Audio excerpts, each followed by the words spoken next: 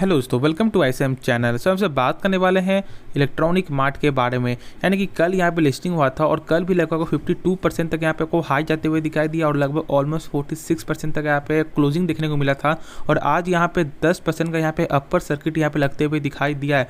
देखो इसकी वजह साफ है, जानते हो कि कोई ना कोई तो ऐसा न्यूज़ होगा ही जिसकी वजह से यहाँ पे 10% का सर्किट लगा है। क्योंकि देखो कल के दिन यहाँ पे क्या हुआ था ना कि आपका जो प्रॉफिट बुकिंग भी स्टार्ट आपका हो गया था, ठीक है, लेकिन उसके बावजूद भी आज यहाँ पे जो 10% का सर्किट लगा है, वजह है बहुत ही बड़ा वजह है, ठीक है। यहाँ पे आप लोगों को ऐसे मालूम ही चलेगा कि यहाँ पे म्यूचुअल फंड ने यहाँ पे बड़ा स्टेक यहाँ पे बाई किया है, ठीक है। कितना स्टेक बाई किया है वो सब यहाँ डिस्कस करेंगे।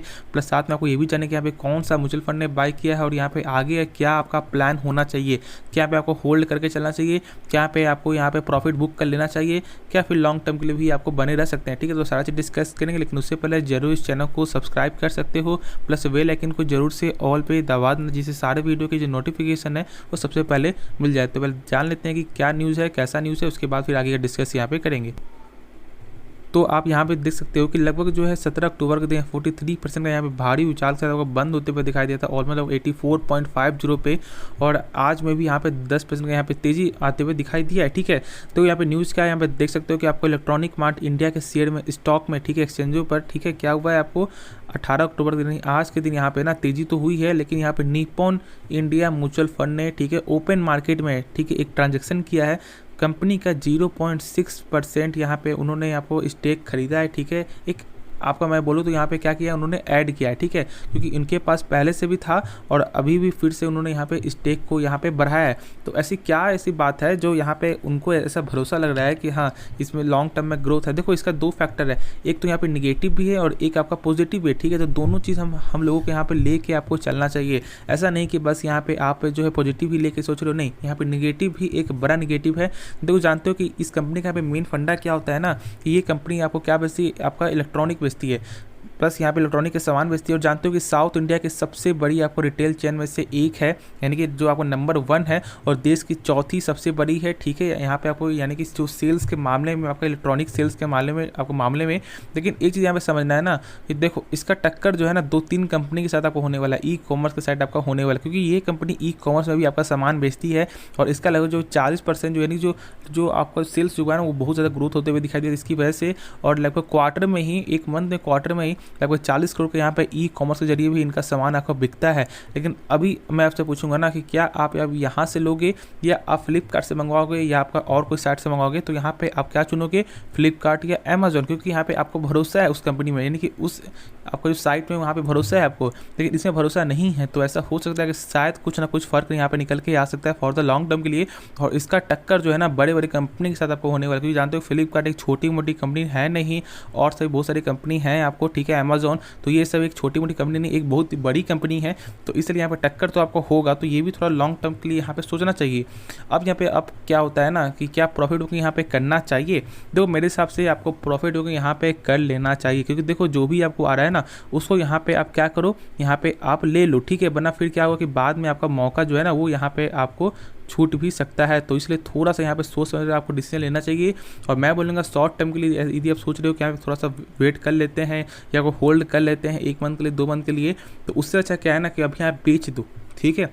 यहाँ पे जो भी लिस्टिंग गेन मिल रहा है, क्योंकि लगभग देखो 52-53% आपको जो लिस्टिंग गेन मिल रहा है ना, तो फिर यहाँ पे बेच दो। बेचने से क्या होगा, बेच दोगे तो आपको प्रॉफिट यहाँ पे निकल जाएगा। और यदि गिरावट होता है तो यदि आपको इस कंपनी में भरोसा है तो फिर यहाँ पे बाइक कर लेना। देखो ऐसा नहीं है कि इसका यहाँ पे जो आपको रेवेन्यू है ना वो ग्रोथ नहीं हो रहा है, लगातार यहाँ पे 3 ईयर से यहाँ पे कंटिन्यूस यहाँ पे ग्रोथ है, लेकिन बीच में यहाँ पे प्रॉफिट में आपको निगेटिव आते हुए दिखाई दिया था और 2022 में बहुत ही कम था, ठीक है। लेकिन उसकी वजह क्या है जानते हो, कोविड-19 की वजह से भी बहुत ज़्यादा यहाँ पे आपको जो इम्पैक्ट पड़ा है।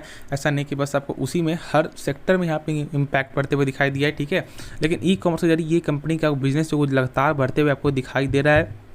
एक चीज़ और बता दूं ना कि आप देख सकते हो कि इससे पहले 3 अक्टूबर को इलेक्ट्रॉनिक मार्ट्स का आईपीओ खुलने के एक दिन पहले निप्पॉन इंडिया म्यूचुअल फंड ने, ठीक है, एंकर निवेशक के तौर पर, जानते हो कि एंकर निवेशक क्या होता है, जो बड़े अमाउंट में यहाँ पे जो शेयर खरीदते हैं उन्हें हम सब बोलते हैं एंकर इन्वेस्टर। तो बड़े बड़े अमाउंट में, यानी कि क्या समझ रहे हो, यहाँ पे ऐसा नहीं कि यहाँ पे 1 करोड़ शेयर नहीं, एक करोड़ रुपये का शेयर नहीं, यहाँ पे 1-1 करोड़ शेयर बाई करते हैं, 10-10 लाख शेयर बाई करते हैं, उसे हम सब बोलते हैं एंकर इन्वेस्टर, ठीक है। तो यहाँ पे देख सकते हो कि लगभग 33.89 लाख करोड़ उन्होंने यहाँ पे यानी लाख शेयर खरीदे थे, ठीक है, निप्पॉन इंडिया ने।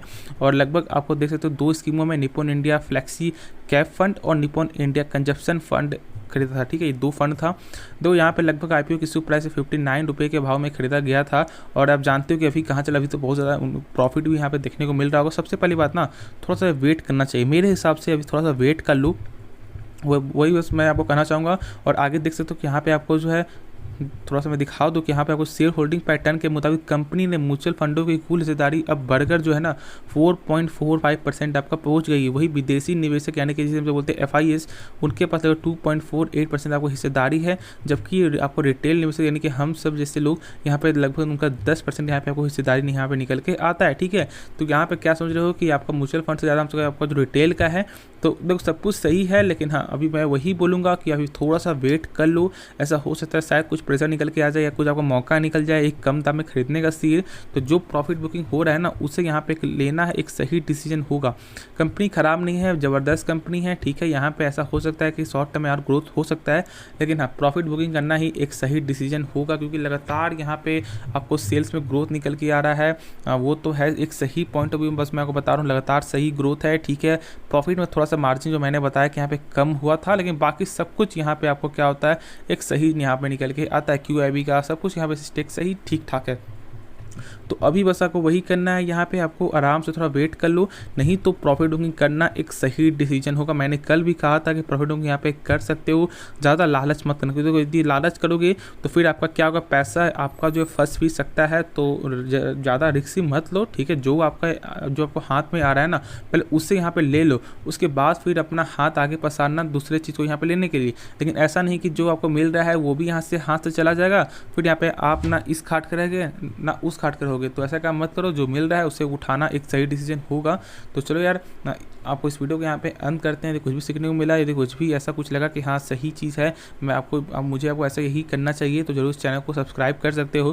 प्लस वीडियो को भी लाइक कर देना और दोस्तों में शेयर भी करते हैं, क्योंकि आपकी सपोर्ट की ज़्यादा ही ज़रूरत है।